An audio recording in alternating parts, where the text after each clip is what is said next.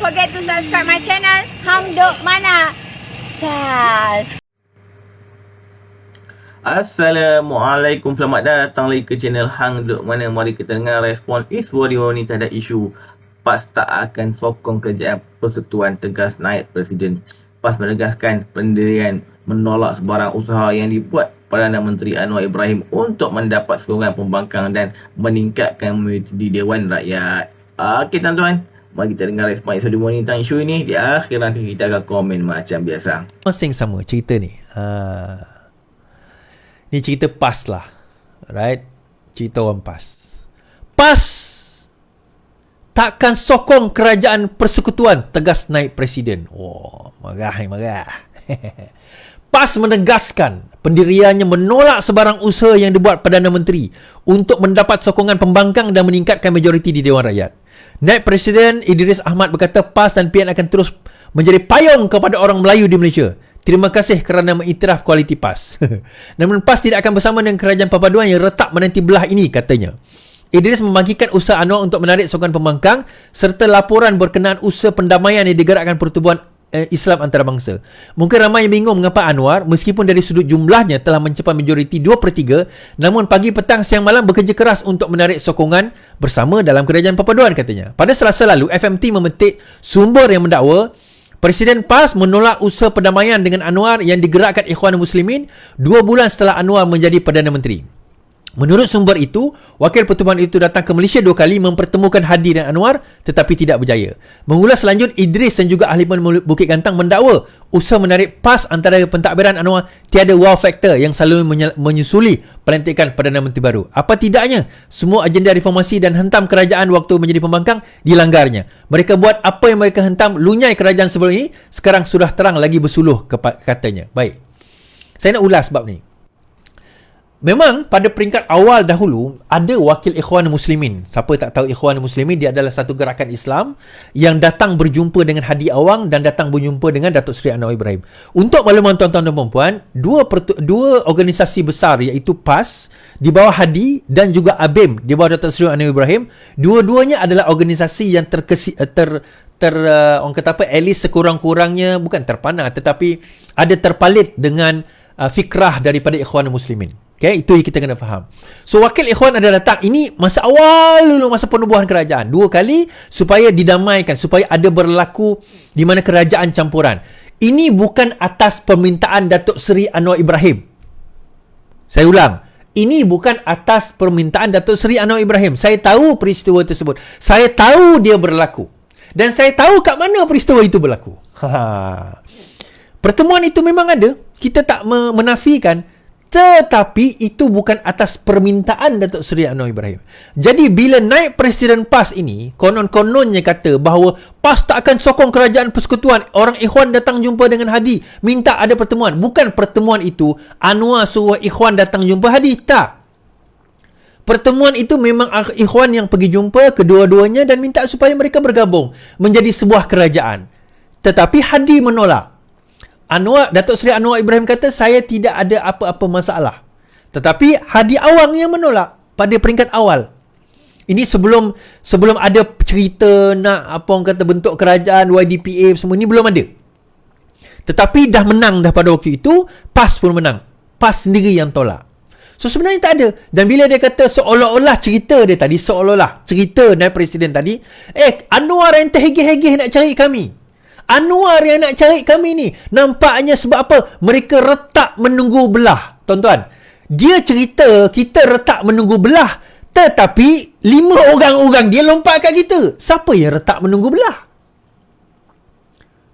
So, siapa yang kena kencing ni tuan-tuan? Siapa yang cakap cukup jumlah, tetapi 5 ahli parlimen mereka menyatakan sokongan kepada PMX. Siapa yang retak menunggu belah? Dia umpama sekarang ini, orang dok tuduh kita kata macam-macam. Rumah kau nak ubah. Tapi sekali tengok rumah dia yang sengit sebelah. So, siapa yang retak menunggu belah sekarang ini? Namun, saya dah nyatakan benda ni awal dahulu. Bahawa ada ahli parlimen PAS yang telah berjumpa dengan wakil UMNO untuk menyatakan sokongan, sehingga tuan-tuan baru-baru ini PAS sendiri mengatakan, ingat bai'ah kita. Bai'ah apa tuan-tuan? Siapa yang pergi meninggalkan Parti Perjuangan PAS, maka dia telah menceraikan isterinya. Itulah ekstremisme dalam agama. Sanggup menggadaikan isteri sendiri. Apa kena-mengena bini dia orang sanggup gadai bini sendiri demi politik, tuan-tuan. Orang macam ni yang tuan-tuan nak angkat jadi pemimpin. Gadai bini sendiri, gadai. Seolah bini dia orang ni tak ada nilai. Isteri mereka ni tak ada nilai, tuan-tuan. Gadai demi politik. Kalau sokong, jatuh talak, cerai. Tapi saya boleh bagi satu petua lah pada orang PAS yang mana dah angkat sumpah.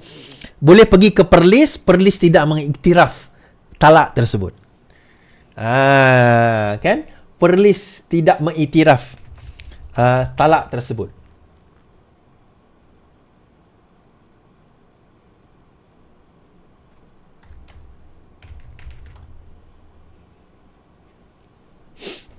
Kan?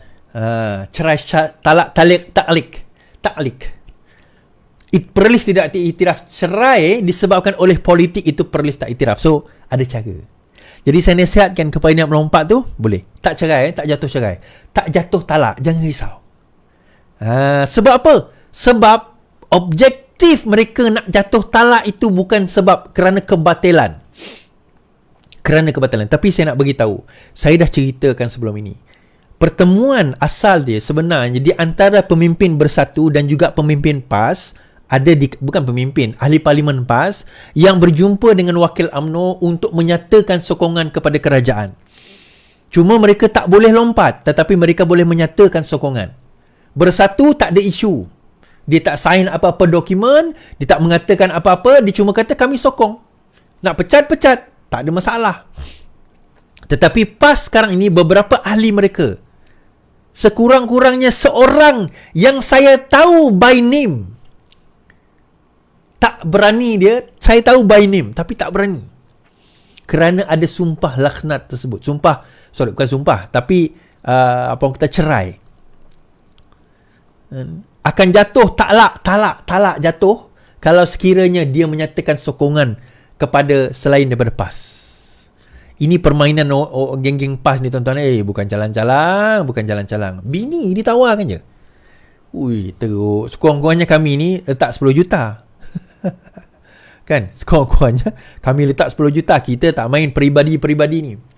Kita tak nak letak hal peribadi itu sebagai taruhan kita dalam politik. Itu bukan permainan kita. Baik. Habis.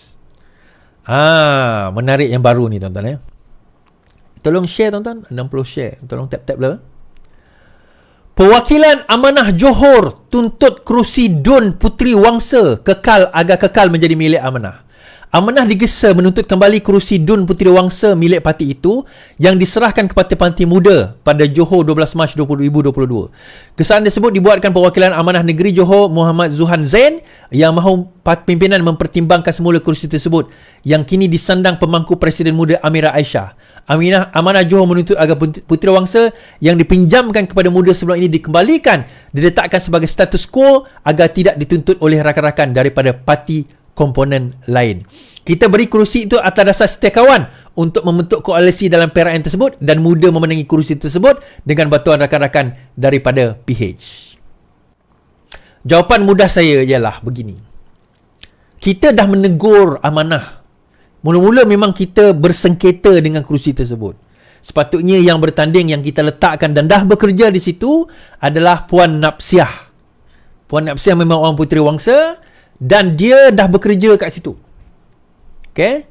Tetapi kemudian bila masuk PRN, berlaku pertikaian. Amanah nak kerusi tu. Sebab kerusi tu katanya sebelum ini PAS menang. Katanya. So, kita kata tak, tempat tu kita PAS dah menang, PAS menang lah. Kita kena negotiate. Bila negotiate, kita nak kerusi tu, Amanah nak kerusi tu. Akhirnya dah lama, last minute, masa nak pertandingan, kita kata tak apalah. Demi setia kawan kita runding, kita bagi Amanah Puteri Wangsa, Napsiah dapat kempas. Kita kata dah bagi Puteri Wangsa ni, boleh menang ni, kita dah buat kerja bertahun-tahun kat sini, boleh menang. Jangan bagi pada muda. Dia bagi dekat muda, tuan-tuan. Dia kata tadi atas dasar semangat setia kawan. Apa setia kawannya? Muda pada masa itu langgar kita. The only party yang pada masa itu nakkan muda amanah je. PKR tak nak muda pun. Amanah langgar kerusi PKR. Kita kata amanah pula. Muda langgar kerusi PKR. Muda khianat pada kita pada waktu itu. Kita kata jangan bagi kerusi itu pada muda. Kenapa bagi kerusi pada muda? In fact, saya jumpa dengan Faiz Fazil dekat airport. Saya kata, kenapa bagi kerusi pada muda? Dah lah kita gaduh pasal kerusi itu. Bila kami bagi pada kamu, you give grade A punya kerusi pada muda dan dia menang. Kita tahu kerusi itu boleh menang. Kamu bagi pada muda. And tiba-tiba sekarang ini, kita kena minta balik kerusi Puteri Wangsa tu. No way, Jose. Of course, ini keputusan Presiden. Saya hanya menyuarakan pandangan saya. Bagi saya, kita dah bagi amanah kerusi tersebut. Kita dah letak amanah mendapat kerusi tersebut. Punyalah dulu saya pertikaikan benda ini sampai saya kena maki dengan orang mana. Saya rasa ni, lepas ni saya kena lagi ni. But I don't care. Kita kata, kita dah bagi kamu kerusi itu. Kamu dah dapat peluang. Kamu yang lepaskan. Kamu yang lepaskan peluang itu. So therefore, kenapa nak bagi lagi? Soalan kita, apa justifikasi nak bagi lagi? Bagi saya tak perlu dah. Itu bukan kerusi amanah lagi. Dan amanah tak boleh kata itu kerusi dia. Dia tak pernah bertanding pun di situ. Dia let go the rights. Dan bila dia sudah let go the rights kepada muda, therefore dia tidak ada hak lagi menuntut kerusi tersebut. Sepatutnya kerusi itu kembali kepada meja rundingan. Sekarang ini tinggal amanah atau DAP. DAP memang takkan dapat. PKR atau DAP. DAP memang takkan dapatnya. Maka PKR layak untuk mendapat kerusi tersebut. For me, it should be given to the rightful owner all along. Kerja tu dah dibuat lama, tuan-tuan.